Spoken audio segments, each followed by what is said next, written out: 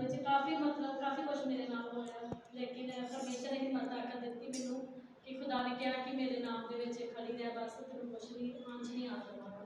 पर मैं भी इसे बड़ा ईमान विश्वास से बनी रही, मैं कभी भी इधर उधर भटकी। तो मेरी बेटी 5 साल की, उन्होंने खांसी कोल्ड बड़ा सी, मतलब कि जिदा इन्हें उतों छिड़ता ही तो साह आता, काफ़ी देर बाद मतलब साह आता सी।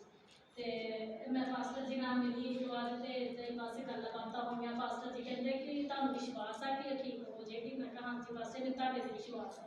कहते मेरे ते नहीं, परमेश्वर ते। मैं कहा हाँ जी, दोनों ते विश्वास है। कहते अज तो बाद कभी नहीं उठ लगेगा, कभी अज तो बाद कभी नहीं उठ नहीं लगेगा। मैं परमेश्वर दा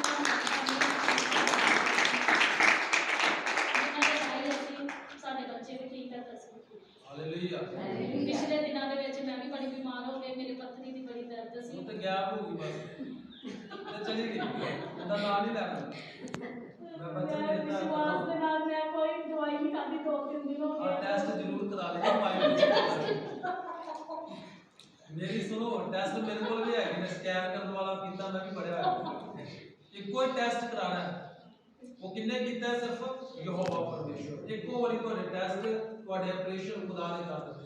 ਇਹ ਜਿਹੜਾ ਇੱਕ ਵਾਰੀ ਅੰਗ ਕੱਟਿਆ ਜਾਂਦਾ ਨਾ, ਦੁਬਾਰਾ ਨਹੀਂ ਜੁੜਦਾ। ਕਰੋਨਾ ਨਾਲ ਲੋਕੀ ਖਰਚਦੇ ਨਾ, ਕੋਈ ਟੰਗ ਲਵਾ ਲੈਂਦਾ, ਕੋਈ ਹੱਥ ਲਵਾ ਲੈਂਦਾ, ਹਨਾ, ਕੋਈ ਸਰਜਰੀਆਂ ਮੂੰਹ ਦੀ ਕਰਵਾ ਲੈਂਦਾ। ਜੋ